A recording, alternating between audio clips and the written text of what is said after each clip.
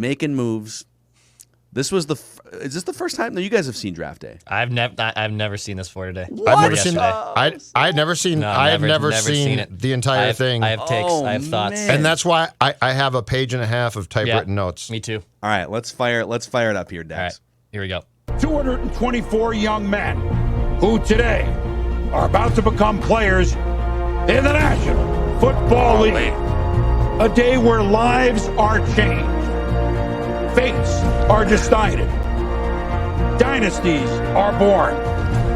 And the clock is always ticking. Of course. I'm talking about Draft Day. What do you want for it? I want your first pick this year, your first rounder next year, and your third rounder the year after that. Ouch. Ouch. No thanks. I know what it Sounds like you're trying to take advantage of me. I would never do that. Your seventh pick gives you what? A running back with a rap sheet? You don't know who I'm picking, Seven, Tom. I'm not going to sell the farm for one guy. You should. Your farm sucks. Pick number one. Get Bo Kelly. I got a quarterback. Brian Drew. Are you talking about Brian Drew? Jesus, you're hilarious.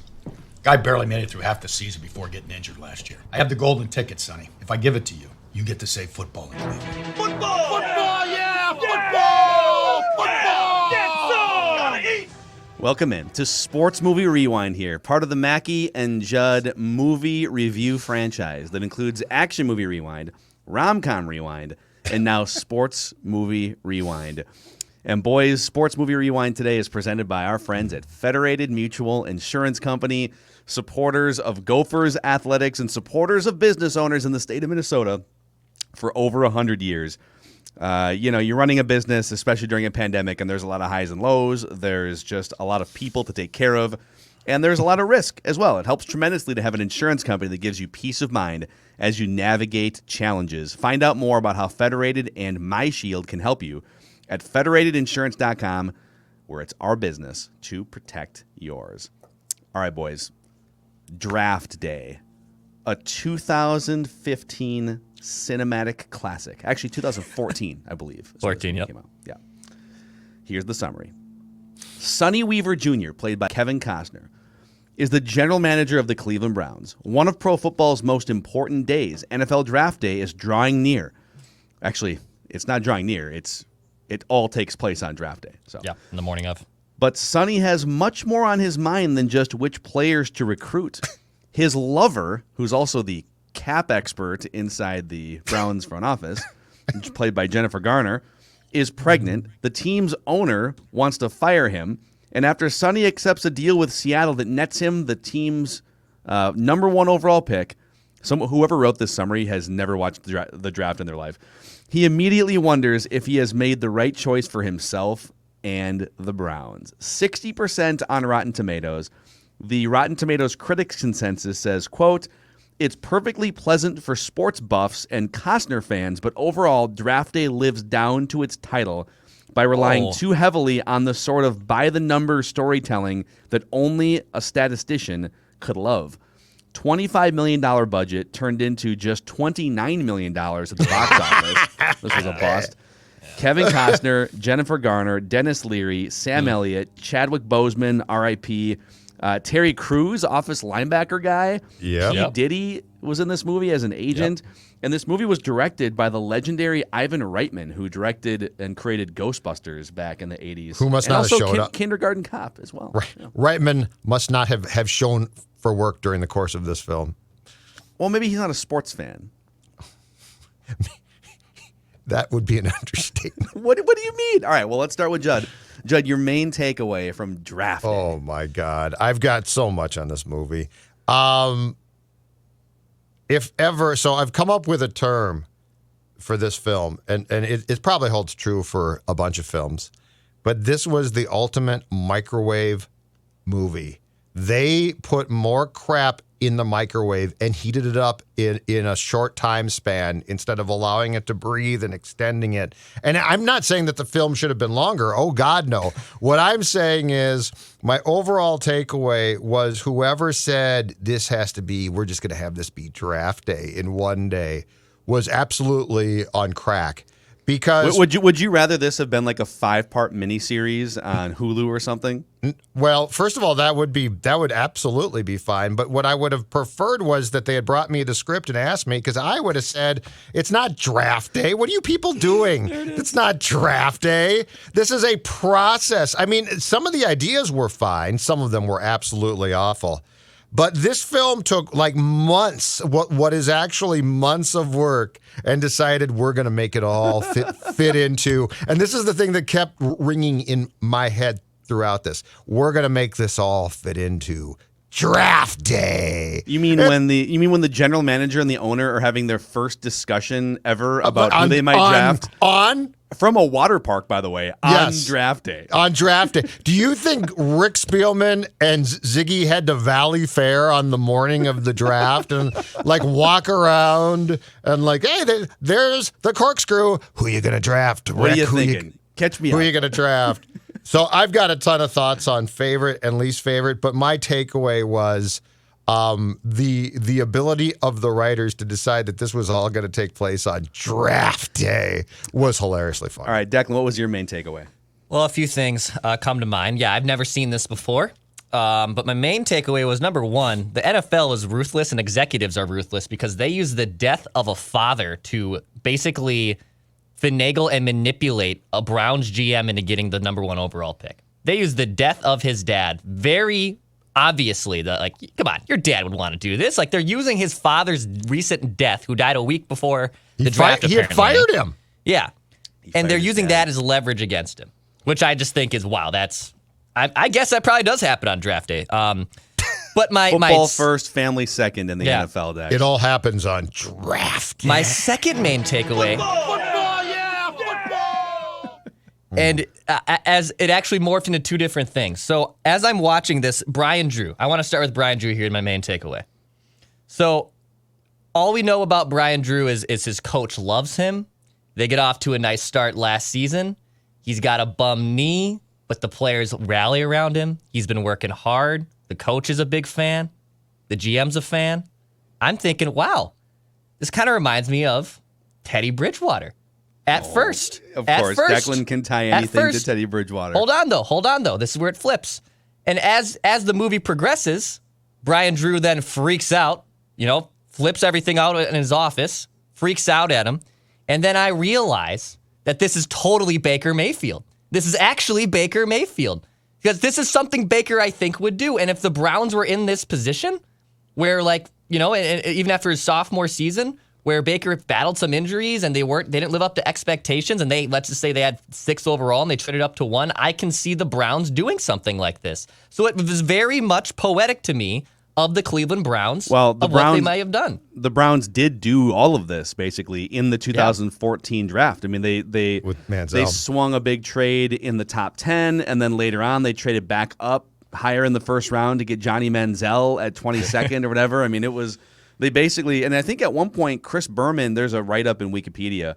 Chris Berman on the actual live, like the real life draft coverage said, this is better than draft day or whatever. Like they're making more moves than they did on draft day. So I have a million thoughts and we'll get to all of them here. But like my main takeaway from this movie is Kevin Costner can make any sports movie work, whether it's an amazing script like Bull Durham or whether it's a questionable script like, okay, so you're going to be a broken down old starting pitcher that throws a perfect game and tells himself to clear the mechanism every time he runs into trouble, like falling behind in the count. Oh, and there's going to be a weird love story, and then it's all going to make sense at the end. Or whether it's like, all right, so you're going to be a GM, and you're going to be hooking up with your capologist. She's going to be pregnant, and you're going to trade up to the first overall pick, and then you're going to trade again, and then you're going to make 3 trades basically in the first 10 picks. Like, it makes no sense, but he can make it work because he's charismatic. He's just like every time he's on camera, he's a great actor, and he's great in sports movies. He's the best sports movie actor of my generation. He's never asked, though, to play a different role. It's always the same role. Like, they just write it for, okay, let's write a golf film for Costner. Just be Kevin Costner. Yeah. Let's write a baseball film. Now, Bull Durham, I think, was great, but he was still the same guy, down in his luck, the veteran guy. Now he's a down on his luck executive. And the next time when they do a basketball film, he'll be a down on his luck executive or former coach there. Down on his luck farmer in Field of Yes, Dreams. it's right? it's always the same, which is I'm sort of a handsome guy, but my luck's the worst. I got bad, ladies. I got bad luck, and he's got that little accent. He's got that little twinge, which works for him. I mean, but it's hilarious because it's like they take the script and just change the sport. Yep. Okay, now you're a equipment guy. Now you're a manager. Now you're an executive. Now you're a former quarterback. I mean, he could be anything. The equipment guy. What's his next sports movie going to be? He's got to have one more in him, right? I don't know, man. He's getting a little bit old now, right? He's got to be 60-something at this point, if I'm not be mistaken. A role in there for him somewhere. But he probably made so much from each one that it bankrolls films that he truly likes doing. Yeah, he probably gets to they're like, we'll pay you $1 million to pitch for the Tigers and be in Yankee Stadium and be down on your luck. Okay, that sounds good. $1 million, or $5 or whatever he made from that. All right, what was, Judd, your favorite part of Draft Day? Oh, absolutely. Just how unbelievable this entire film was as far as cramming everything in. I mean, nothing about how they do Draft Day to me. There are elements here and there that might take place, but nothing about this film, like it all happens in this period of time. They just cram it all in. It's like they shove it in a box and close it. Dennis Leary, who I actually, as an actor, I really like plays the most over-the-top, stereotypical football coach with it. I don't know if he's supposed to have a drinking problem or what, but like how he's threatening, he's threatening the GM, and I think he's supposed to be. Here's my guess. I think the character's written off of what Barry Switzer did in Dallas, because they talk about how he won a Super Bowl in Dallas, but it was, pre-made, right? So that's Switzer taking over for Jimmy Johnson in Dallas. And I also sent some Sean Payton there as well, because Payton had, at least back in the day, a house back in Dallas that he, at one point, was threatening to go to the Cowboys or something like that. So I sensed that. But my favorite part was just the implausibility of the entire Draft Day experience and everything that takes place, like all the outside stuff. I mean, his Rob Brzezinski is pregnant. All of that stuff is just hilarious. I'm envisioning Rick and Rob getting into a broom closet to talk like about 3 life times. And draft, and the like intern 3 walks in on times. them. But at some point in time, it so jumped the shark to me that I just went with it. All right, so Judd's favorite part was just everything about the movie. Declan, what was your favorite part about Draft Day? My favorite part is easily the cast, man. The cast is great. You have Kevin Costner, Jenifer Garner, who is on Declan's Mount Rushmore, by the way. Like I love me some Jenifer Garner. She is on my Mount Rushmore. I love her. Chadwick Boseman, R.I.P. And yeah, one of my all-time favorites, Terry Chews. Dennis Leary, dude. Dennis Leary plays the perfect football coach. That surly football coach. He is phenomenal at it.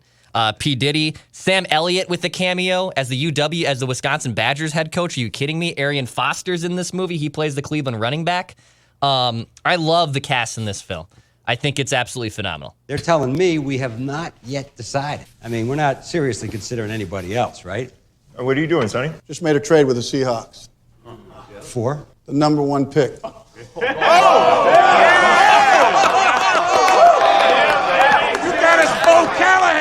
Allie, you here? Yes. Just gonna screw us up with a salary cap. Moving from 7 to 1. It's about another $1.5 million we weren't anticipating for this year. Maybe an extra $5.5 million in signing bonus. We have that? We can make it work. Oh, we can man. get into it. Music to my ears. He doesn't know. That's something else I love. He just made a huge trade, didn't tell anybody, and he doesn't know if it works with the cap, and then consults his cap. Okay, can we? So my favorite part about this movie is what you just basically said is how terribly run of a franchise this is. Like let's go through the list here, okay? I was just making a list as I was watching this again last night. So let's start with the fact that they just made a knee-jerk, impulsive trade to get the number 1 overall pick. with no plan of what they're actually going to do. Like, so he makes the trade. He basically gets like goaded into making the trade by his overzealous owner. It was very Jets-like, right? Where we care more about making a splash than we care about actually winning football games. And so he makes this big trade, and then he reveals in the draft war room that they've done no homework on Bo Callahan because they didn't really think it was a possibility. So he's like, all right, the draft starts in 3 hours. We need to know everything possible about Bo Callahan. Go, right? So you've got really they've done no thorough research on the top prospects in the draft. Did not plan at all for him to potentially fall beyond the first pick. The owner is meddling and telling him, I care more about a splash, especially offense, than I care about like building a sound, structured football team. You got the GM hooking up with the cap gal. You got the head coach disrespecting the general manager in front of all the other scouts and front office members. And then you've got the backup, the starting quarterback who thought he was going to be the backup in Brian Drew, trashing Sonny's office on draft day as well. Yes. So, like, it's the Which no one cleans up, which, by the way, just gets left trashed for the rest of the film. And then his family shows up with the ashes of his dead legendary football coach father and says, like, I know that this is draft day and you guys are probably pretty busy, but this is the day we're going to spread his ashes on the practice field. Draft day! God, dude. It all happens. And just like impulsive, just a horribly, horribly run franchise. And then, not to spoil it, because we'll get into like the value of the trades too, but they made all these moves in 2014 NFL for a linebacker and a running back. Yeah. For a linebacker and a running back. They traded 3 first-round picks for a linebacker that was expected to fall into the teens.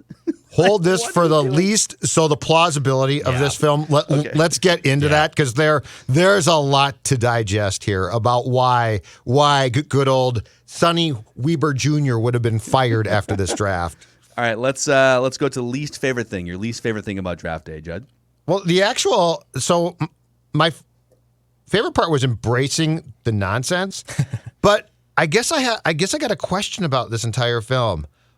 If you were, so they're clearly trying to serve two groups of people here, audiences. They're trying to serve the football fan, like because it's it's glitzy and they got the football stuff, but they're also trying to draw in the non-football fan who wants some type of love story, and it's damn near impossible to do both. That's pretty much every Kevin Costner sports movie. At the start, I love the explanation of Cleveland sports, like because there's people who don't know about Cleveland sports. So we're going to explain Cleveland sports in a nutshell. But did they really need like the Jenifer Garner thing? And like I liked her character, like it was sort of cool. But did she really need to be carrying around his child and to just have found out she's pregnant, like right there? Did the mother really need to show up with it? Like his old man was dead and had just died, which is not a bad storyline. I totally get that one, right? But did she really need to show up with his ex-wife, an Arquette sister? I forget which one.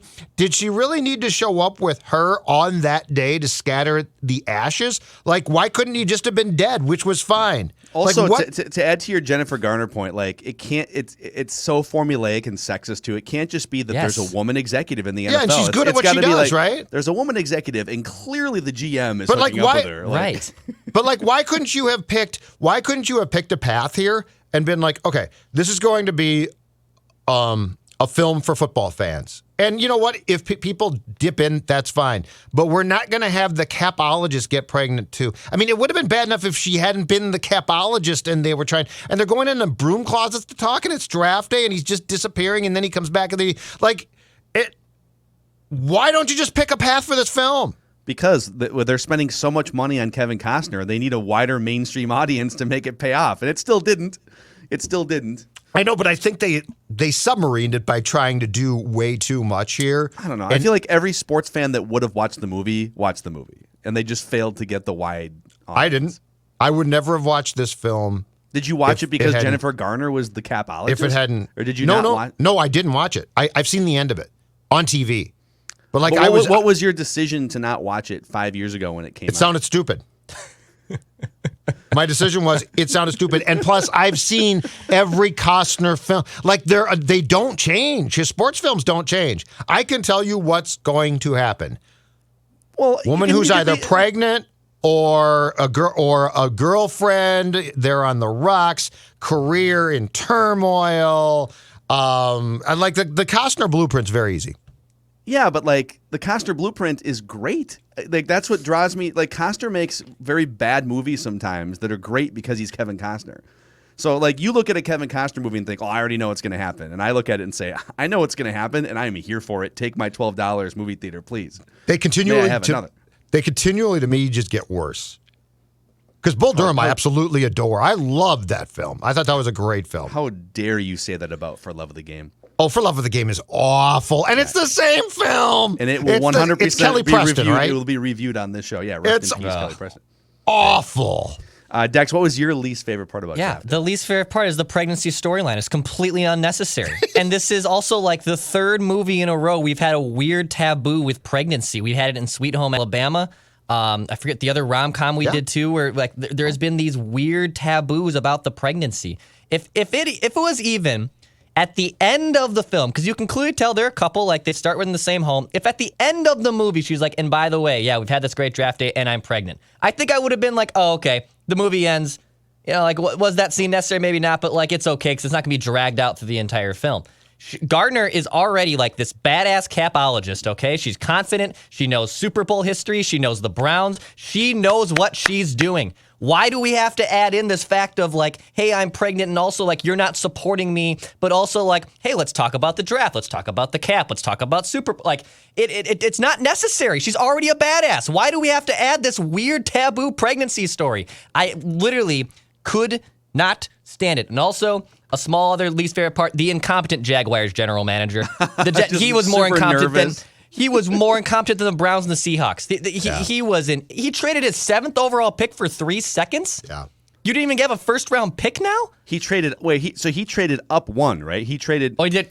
Did he trade up 1? Yes, but which makes it worse.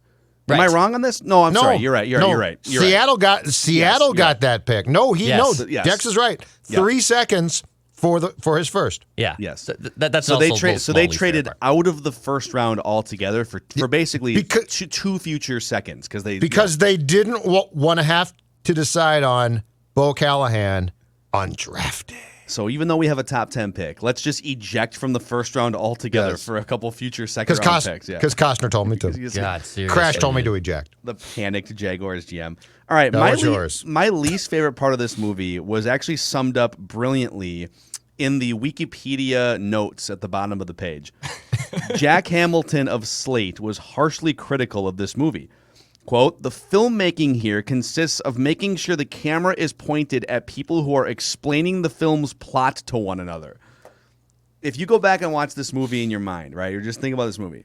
Mm-hmm. It's almost 2 hours long, and almost every single line in this movie is them explaining what the draft is all about to the audience, right? Like the dialogue between the Seahawks GM and Sonny, the second time around especially, where, listen, your franchise is this. You know that this this is the quarterback that you want, and this is the deal that you have to make. Like it's not them talking to each other. It's them talking to an audience that doesn't know anything about football. Which of course, like not that many people that don't know anything about football probably watch this movie. So the plot altogether was so hokey, or the dialogue I should say, and the plot, but like the dialogue was so hokey, and they had to over-explain everything at every single turn, and it was like, all right, just give us a little credit for having watched the NFL draft before. Massive flaw, too. The character of the coach was written to be very upset and to be trying to protect the future draft picks and not the present. Right. When's the last time you saw a coach who's like, you know what, I'm really worried about 2022? Yeah. Or 2023. Like he keeps saying, you trade away all our future draft picks, you trade away the future. The coach would be incredibly excited to have the short-term picks. Like it made no sense. Like somebody, it was almost like they oversimplified the football end because they truly didn't get it themselves. I'll give you another least favorite part here. 1B here for you. So the Browns make this trade. They trade 3 future first-round picks for the number 1 overall pick. and their phone is ringing off the hook with teams trying to now get the number 1 pick from them. Wouldn't like once that trade goes down on draft day, so you're like 5 hours away from the start of the draft, and you have just traded your entire future for the number 1 overall pick. Why now are the Bills calling you thinking, oh, now we can get the number 1 pick? Like, no, like how about how they would swoop in and show this the stadium. Like the Bills, it would be like Buffalo, New York, and then they would have a camera shot or like a helicopter shot of the stadium. Arrowhead Stadium. And they'd be like, hello, Buffalo Bills, how can I help you? We want your pick. Oh, no, we can't do that. Not today. It's draft day. That's amazing.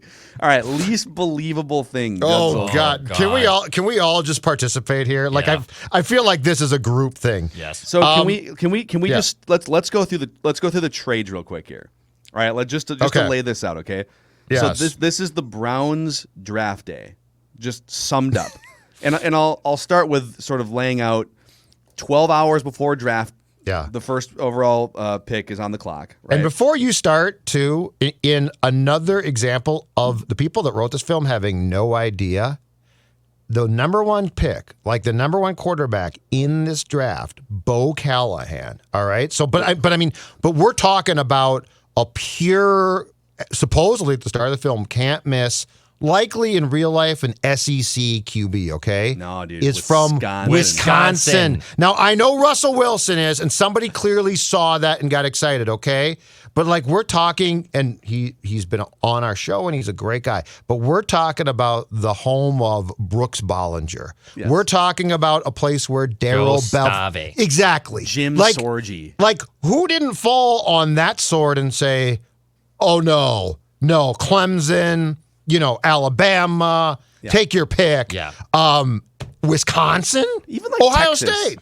Ohio State would have been, that would have been. But Wisconsin, these guys hand off. Yeah. And so, anyway, I digress. 12 hours before the draft begins, the Browns are picking 7th, and they already have an Alex Smith-like quarterback, a good, but maybe hasn't reached his upside. Did we ever find out where Brian Drew was originally drafted? Was he a first-round pick? I don't remember. They didn't really say, said. but they did say he was in year. I think when he's going on his tangent year, like year 6, like he's been in the league for like 5 or 6 years. Yeah. I think he was just a solid QB who got hurt. Yep, and he was coming back off it. And he's in the low-key underrated character in this movie is the strength and conditioning guy who's just slapping everyone on the ass and yes. Guess what he benched 25 times. Big Dan Campbell vibes. Big Dan. Oh, Campbell Very vibes. Dan Campbell vibes. Yeah. We fed him full of steroids today, Sonny Weber Jr. Steroids are bad for you, but they help improve your performance. Campbell doesn't just like football. Dan Campbell loves football. We're going to kick you in the teeth, all right? And when you punch us back, we're going to smile at you. And when you knock us down, we're going to get up. And on the way up, we're going to bite a kneecap off, all right? And we're going to stand up. And then it's going to take 2 more shots to knock us down, all right? And on the way up, we're going to take your other kneecap, and we're going to get up. And then it's going to take 3 shots to get us down. And when we do, we're going to take another hunk out of you. Before long, we're going to be the last one standing, all right? That's going to be the mentality. Football! Football, yeah! Football!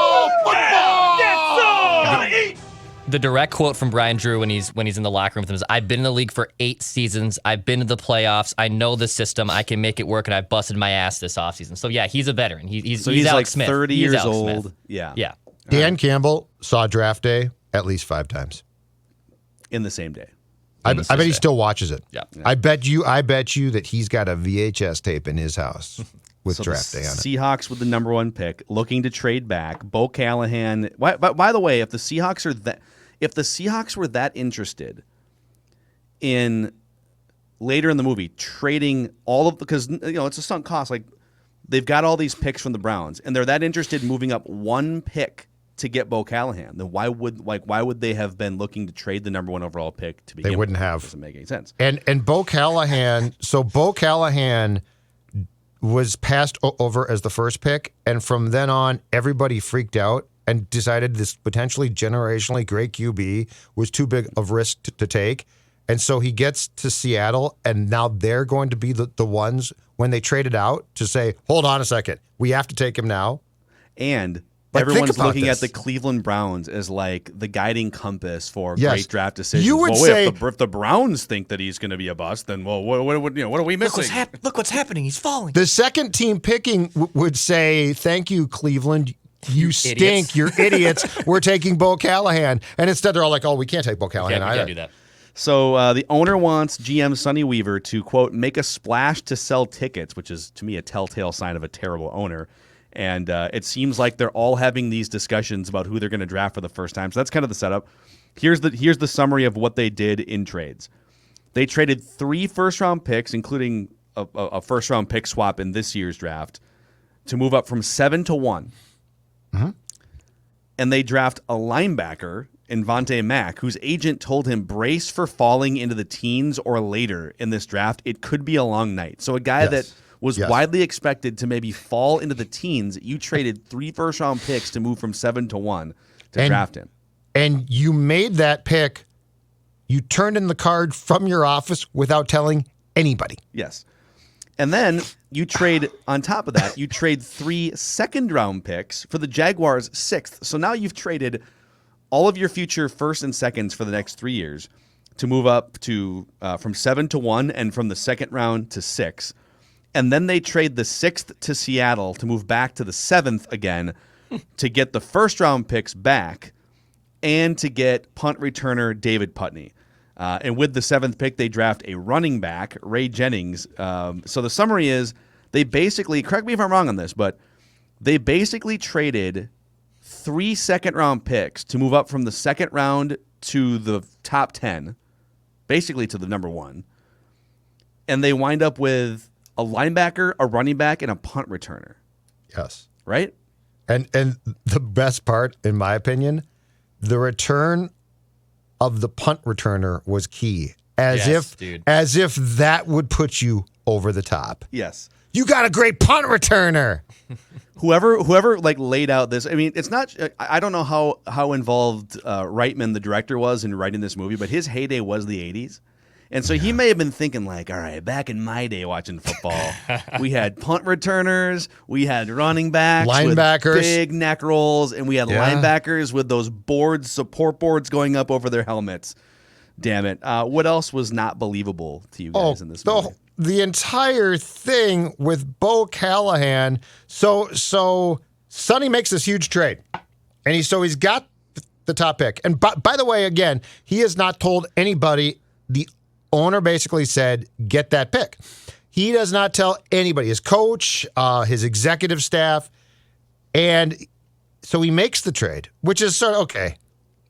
And then on draft day, he starts to do research on Bo Callahan. So nobody has vetted this guy. Like, this is what I'm saying is teams do this for money. Teams vet through players they know they can't get. They also they can't find the film on him too. Like that guy goes up and berates the intern and 4 hours before the draft, and they can't find Bo Callahan film. And that guy was another stereotypical football guy. Get me that. And the intern, where the hell did he? So he's just starting, but he's like incredibly important. Dude, and he's that'd be like me being hired by the Vikings on draft day. Your first day and is draft Brzezinski's day. defending you. Get away from him. Yeah. Your first day is draft day, and you play a key role. Like, wait, what? And what was the intern's computer doing in Sonny's office? Because I think the computer that he threw when he got mad at his mom was in his office, not outside it. So, like, did he just come in and leave his computer there in the GM's office on his first day of work, which is Dex so eloquently pointed out happens to be draft day? But the other thing that would have got Sonny fired that made no sense and they didn't address it is at the end, the guy who owns the Browns flies back and he's all pissed off, and I completely get that. And so then Sonny makes all these trades, right? But in the end, he does not get the guy that the owner told him to get. He gets a linebacker and running back, and the owner's like all happy. Like the whole film was based on, I want you to get Bo Callahan to sell tickets, and and he didn't get him, and without an explanation or anything, the guy who owns the team's like, heck of a job. Great job, and Sonny. He flew from. Look, the draft takes forever. Like we've all experienced and watched. Sure. It'll take 3.5 hours. Like that's not a surprise. He flew from New York to Cleveland between picks 2 and 6. There is zero. He would have to like leave the top of the roof of Radio City Music Hall to get back to Cleveland, back into the war room, to then berate the coach and GM for making that trade within 4 picks. There's no chance he could have made that happen. If you guys were Sonny Weaver in that spot, okay, and you're trying to you need to find. Everybody has a thing, and we need to find out if that thing matters or not, right? Joe Montana was undersized. It didn't matter. Russell Wilson was too short. I think that's just me making that one up, but it didn't matter, right? No, it's true. No, so if you found out in the hours leading up to the draft that this guy who is Bo Callahan's supposed to be the next Andrew Luck, right? He's the most surefire prospect since Andrew Luck is what they said at the beginning of the movie. And you find out 2 things. That his teammates didn't show up to his birthday party, and you find out that he lied about the $100 bill in the back of the playbook. Would that be enough for you guys after you've already traded multiple first-round picks to move up to number 1? Yeah. Would that be enough for you guys to say no on Bo Callahan? Would you have the balls? First of all, I would have known that weeks beforehand. Second of all, if this guy's a generationally great QB, no, I'd still take him. Mm-hmm. So people don't like him. Okay, that's bad, but that's not but the whole thing of the guy researching him the day on draft day, he's like going to start to research him, was just, to me, was hilarious. But no, I mean, if you make that trade, you're all in. You're taking Bo Callahan. Yeah. You're not trading the pick back to Seattle, and Seattle doesn't want the pick back at that point. Like, wouldn't it make more sense if you were? This is why they're such an incompetent organization. That if you had not done your research on Bo Callahan. Mm-hmm. And you already felt like you had a quarterback in Brian Drew, wouldn't you just trade up for the number 2 pick and pay less? Right? Like, what? Okay, we don't need Bo Callahan, so who's picking number 2? Yes. Let's move up to number 2 and not have to give up that 3rd first-round pick. And Sonny, as they try and set the premise about what's wrong with the Browns, Sonny in the morning driving around Cleveland on draft day listening to sports talk radio. That's the best part, too. Sonny Weaver Jr.'s guy, he should be fired if he doesn't make the right pick tonight in the National Football League draft, which the Cleveland Browns will be involved in. Come on. While they're over-explaining the plot to you. Like, all right. Yes. Would you guys rather have, for 2021, would you guys rather have Kirk Cousins or Brian Drew as your starting quarterback? Brian Drew, because he would make fraction. I mean, yeah, he's Alex Smith, dude. Like he's Alex Smith 8 years into his career, not Alex Smith current day. Yeah, he's not on a rookie contract anymore. So, he probably makes some money. He's probably making mid-tier money. He's probably not making break the bank money. Yeah, I'd rather have Brian Drew 100%. So he trashes the GM's office, goes absolutely apoplectic, right? And the next time we see him, he's at home with his beautiful wife and cute daughter, sitting on the couch, hoping against hope that they don't take Bo Callahan. Yeah. It's amazing. Do you think that's how it works? It's amazing. Honey, sorry, I just got done committing career suicide. I destroyed my boss's office, and now we're hugging because they drafted a linebacker, number 1 overall. Another note from the production notes on Wikipedia. So, former Green Bay Packers vice president Andrew Brandt criticized draft day as, quote, lacking any true depiction of how an NFL team operates leading up to and during the draft, and less realistic about the business of sports than Jerry Maguire and Moneyball. Also, the Buffalo Bills were initially supposed to be the subject of this movie, but it was cheaper to apparently do the production in Cleveland, so they did it in Cleveland instead. Before we get to some of our final categories here, like the believability rankings, et cetera, any other final thoughts before we get to these last couple rankings? I agree with Andrew Brandt quite a bit. I agree with Brandt. I think he basically is correct about all the things he said about this film. Well, I'll tell you what's probably going to happen. If there was a sequel to Draft Day, I can assure you that trading all of that capital to get a linebacker and to get a running back probably results in you getting fired about a year later and having a lot of time to golf. Yeah. And so if I'm Sonny Weaver in that spot, I'm going to PXG Minneapolis, and I'm checking out the new Gen 4 golf clubs, which have arrived. Drivers, fairways, hybrids, irons. These are PXG's flagship clubs and the best performing clubs PXG has ever made. They also have the 0-11 golf clubs, full line of high performance clubs packed with PXG technology, priced a little bit more within reach. PXG Minneapolis in Southdale Center. If you lose your job as a football coach and you have some time to golf, PXG Minneapolis and pxg.com/Minneapolis. All right, boys. We have 2 rankings here to get to. Number 1 is the believability of sports action. And in this case, there wasn't like actual football being played, really. So we're going to go believability of the draft lead-up action on a 1 through 10 scale. So far, Little Big League at 7.3 out of 10. That was good. And Mighty Ducks with a 7 out of 10. Fairly believable. Believable. Yep. Judd? 1. This is a 1. There might be a modicum of, if given enough time, a modicum. But when you're telling me that you're going to make a franchise-changing trade for a generationally great QB and then start to find out the flaws, you get a 1 from me. Declan? 3. Because I do think ridiculous trade talks like this are happening behind the scenes. 100% ridiculous, absurd trade talks are happening behind the scenes. There might be a lot of clicking up and hanging up the phone immediately when some of these are offered, and there might be idiots like the Jaguars who take 3 second-round picks for the 6th overall pick.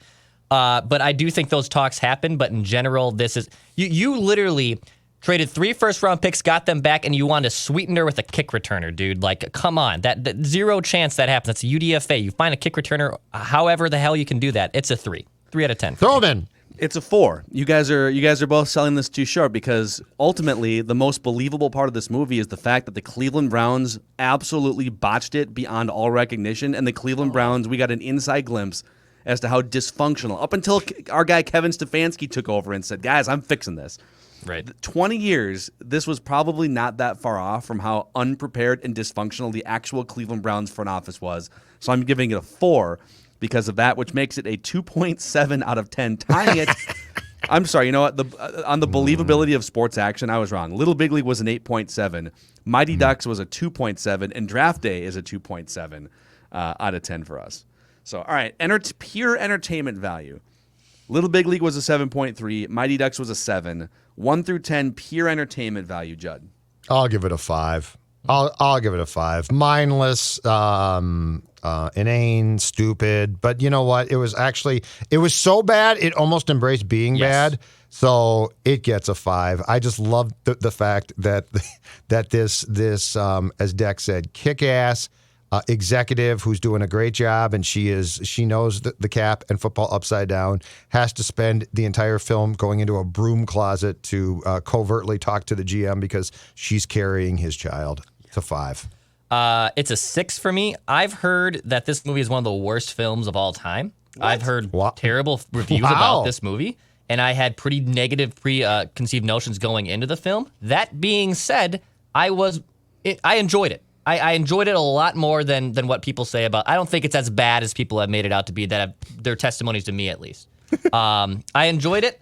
I would, if it was on TV, I would probably hold on until a commercial break. I wouldn't flip away until the commercial break, but I would probably watch a scene or two. It's a 6. 6 out of 10. Obviously I enjoy this movie more than you guys. It's a 7 for me, and it's a 7 because I'll watch Kevin Costner in almost anything. You got a man crush is what you got. Great. Yeah, he's definitely.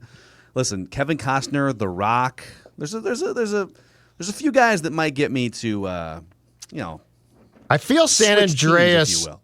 I feel San Andreas embraced the ridiculous a little bit more, and I actually enjoyed that more. All right.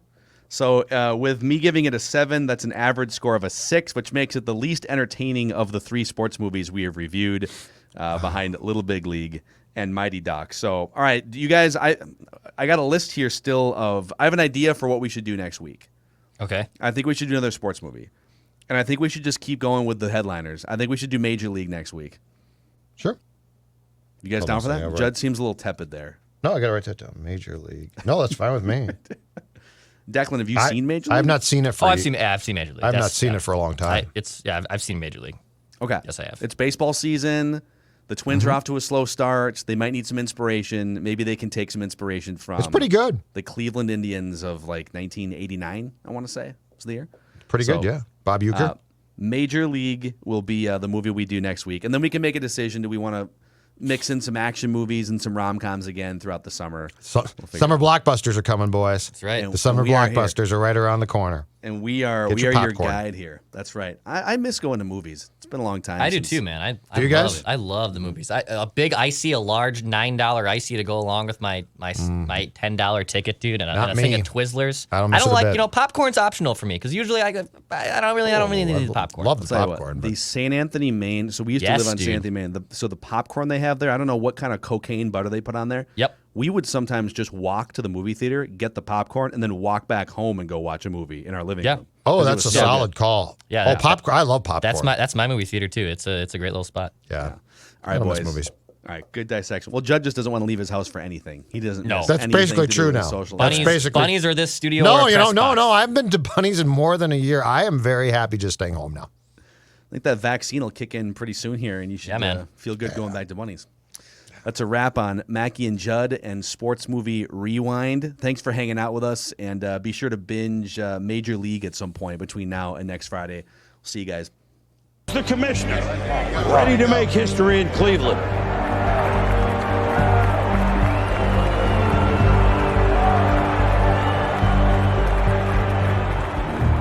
With the first pick of the 2014 NFL Draft,